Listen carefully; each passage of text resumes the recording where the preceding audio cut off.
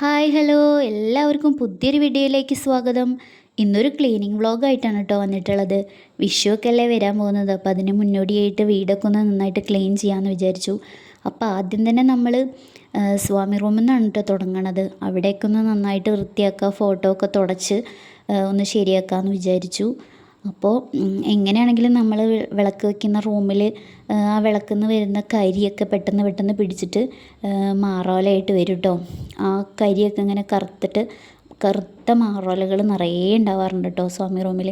അപ്പോൾ അതൊക്കെ ഇടയ്ക്കിടയ്ക്ക് വൃത്തിയാക്കിയിട്ടില്ല എന്നുണ്ടെങ്കിൽ ഭയങ്കരമായിട്ടത് കൂടുതലായിട്ട് വരും. അപ്പം അങ്ങനെ ഫോട്ടോസൊക്കെ നിറയെ ഇരിക്കണോണ്ട് അതിലൊക്കെ നന്നായിട്ട് കറുത്ത ആ ഒരു നിറം പറ്റി പിടിച്ചിരിക്കും കേട്ടോ പെട്ടെന്ന് തന്നെ.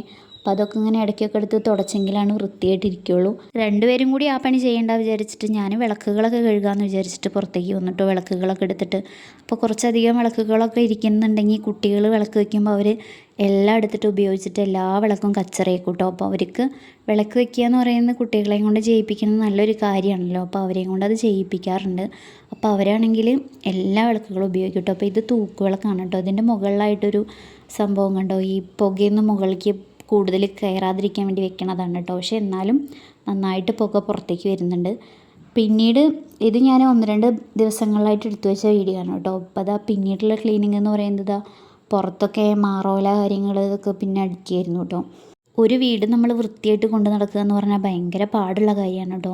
കുറച്ച് വലിയ വീടൊക്കെ ആണെങ്കിൽ നമ്മൾ ഇടയ്ക്കിടയ്ക്ക് തന്നെ ക്ലീൻ ചെയ്തിട്ടില്ല എന്നുണ്ടെങ്കിൽ നന്നായിട്ട് കൂടുതലായിട്ട് മാറോലയും കാര്യങ്ങളൊക്കെ വന്നിട്ട് നല്ല വൃത്തികേടാവും കേട്ടോ വീടൊക്കെ കാണാനായിട്ട്. അപ്പോൾ അതുകൊണ്ട് പെട്ടെന്ന് തന്നെ ടെറസ് വീടാണെങ്കിലും ഓട് വീടാണെങ്കിലും ഒക്കെ മാറോല പെട്ടെന്ന് വരുന്നുണ്ട്. അപ്പോൾ അതൊക്കെ ഇടയ്ക്കിടയ്ക്ക് നമ്മൾ ക്ലീൻ ചെയ്തിട്ട് ഇങ്ങനെ നല്ല ശ്രദ്ധയോടെ കൊണ്ട് നടക്കണം കേട്ടോ. എന്തെങ്കിലുമൊക്കെ വിശേഷം വരുമ്പോഴാണെങ്കിൽ നമ്മൾ കൂടുതലായിട്ടും വീടൊക്കെ ഒന്നും കൂടി വൃത്തിയാക്കുമല്ലേ. വീട് വൃത്തിയായിരിക്കുന്നതാണെങ്കിലും കൂടിയിട്ട് നമ്മൾ എന്തെങ്കിലും വിശേഷം വരുമ്പോൾ ഒന്നും കൂടി പ്രത്യേകമായിട്ട് വീടൊക്കെ ഒന്ന് ശുചിയാക്കിയിട്ട് വെക്കാറുണ്ടല്ലേ എല്ലാവരും.